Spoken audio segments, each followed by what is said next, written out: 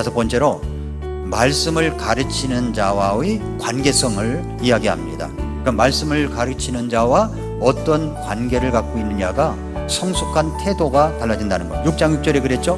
말씀 안에서 가르침을 받는 자는 가르치는 자와 함께 모든 좋은 것을 나눌지니라. 무슨 말씀이냐? 찾아봤어요. 좋은 것을 나눈다고 그랬는데 이게 뭘 나눈다는 이야기인가? 이것을 찾아봤습니다.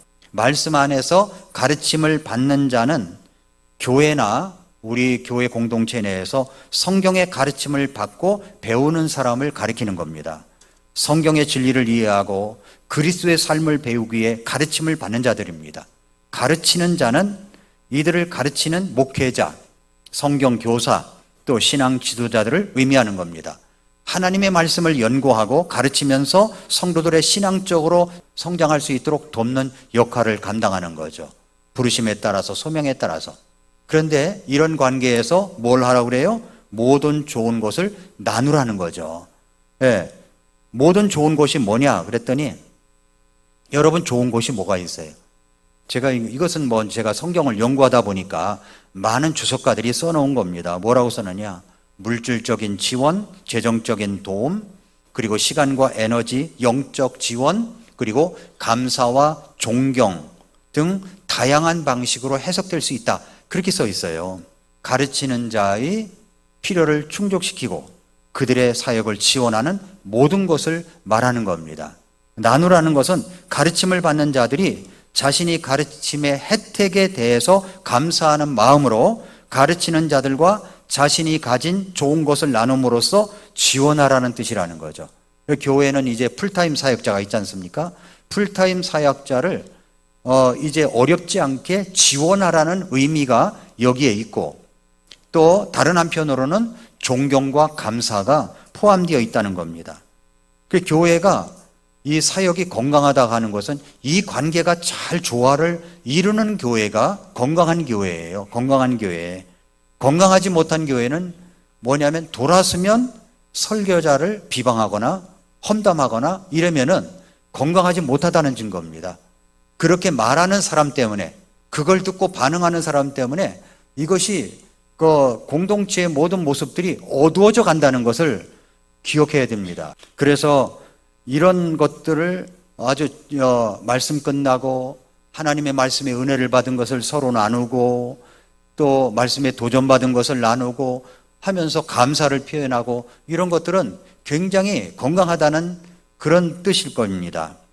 그러므로 이것은 신구약 성경 전체에 나타나는 원리를 반영하는 말씀인데, 예를 들어서 구약에서 레위 지파가 다른 지파들로부터 11조를 받아가지고 성전에서 봉사할 수 있었던 것처럼 신약에서도 가르치는 자들이 또 물질적 지원을 받는 것이 당연한 것이다라는 것을 성경에서 가르치고 있는 겁니다. 제가 평소 때 이런 걸 제가 가르칩니까? 말씀이 나오니까 제가 이제 구절 설명하다 보니까 말씀을 드리는 거예요. 결론적으로 뭐냐면 갈라디아서 6장 6절은 성도들이 자신의 가르침을 받은 자로서 그 가르침을 제공하는 자들에 대해서 물질적, 영적 지원을 통해 사역을 돕고 하나님의 은혜를 나눌 것을 강조하는 말씀이라는 겁니다. 이런 것들을 아는 분들이 바로 성숙하다는 이야기입니다. 성숙하다. 그다음에 여섯 번째로 심은 대로 거두는 원리를 알고 있는 자들입니다. 심은 대로 거두는 거죠. 6장 7절 8절 속지 말라. 하나님은 조롱받지 아니하시나니 사람이 무엇을 심든지 또한 그것을 거두리라.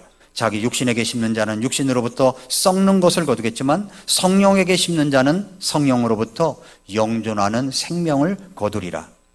갈라디아서 6장 7, 8절에서 심은 대로 거둔다는 원리를 설명하면서 뭐라고 했냐면 그 앞에 하나님은 조롱받지 않으신다고 그랬어요. 무슨 얘기입니까?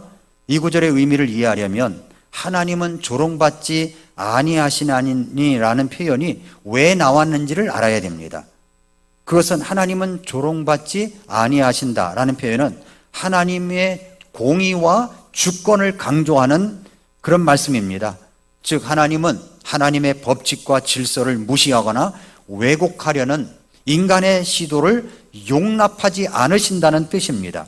하나님께서는 세상의 모든 것을 창조하시고 세상을 다스리시는 분으로서 그분이 정하신 법칙, 즉 심은 대로 거두는 영적 원리를 반드시 이루신다는 거죠. 사람이 어떤 행동을 하든지 그에 따른 결과가 반드시 따른다는 것을 말씀하는 겁니다. 그래서 하나님의 법칙을 무시하려는 시도는 헛된 거라는 거죠. 뭐라고 말씀하세요? 하나님은 조롱받지 않으신다는 거죠. 조롱받지 아니하시느니에서 이 조롱이라는 말은 무시하거나 경멸하며 상대방을 우습게 여기는 태도를 말합니다. 그러니까 하나님에 대해서 우습게 여기는 태도, 하나님의 말씀을 무시하는 것, 하나님의 말씀을 경멸하는 것, 이것이 하나님을 조롱하는 겁니다. 하나님은 조롱받지 않으세요. 하나님을 속이거나 기만하려는 태도, 하나님의 법칙을 경시하려는 시도가 결국 실패할 것임을 경고하고 있습니다. 사람이 하나님의 명령을 무시하거나 그분의 말씀을 우습게 여기며 살아갈 때 그 행동은 마치 하나님을 조롱하는 것과 같은 겁니다. 그러나 하나님은 인간의 조롱을 결코 허용하지 않으시는 분이십니다. 그 결과에 대해서 반드시 책임을 물으신다는 겁니다. 바울은 이어서 사람이 무엇으로 심든지 그대로 거두리라고 말씀하고 있습니다. 자연적인 농사의 원리처럼 우리의 행동이나 선택이 결국 어떤 결과를 낳게 될 것이라는 영적 원리입니다. 육체를 따라 심으면 썩은 것을 거두고 성령을 따라 심으면 영생을 거두게 됩니다. 맞습니까? 무엇을 심든지 그대로 거두는 거예요. 그러니까 평소에 우리가 잘 심어야 되는 겁니다. 정성스럽게 심어야 되는 겁니다. 그것이 나에게 돌아올 수도 있고 내 자식들에게 돌아올 수가 있고 내 자손들에게도 돌아올 수 있다는 거죠. 영적인 원리를 따라서 성령을 따라 심으면 영생을 거둔다. 영원한 가치 있는 것들을 우리가 거두게 된다는 말씀입니다.